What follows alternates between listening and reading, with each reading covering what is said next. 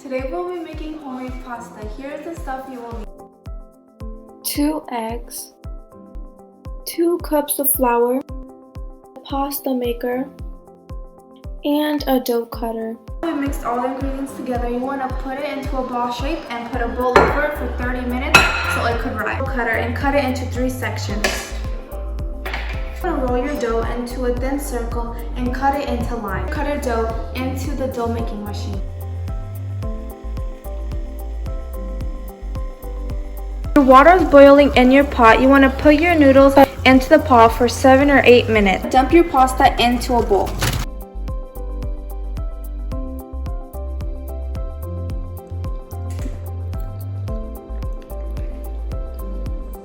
It's good.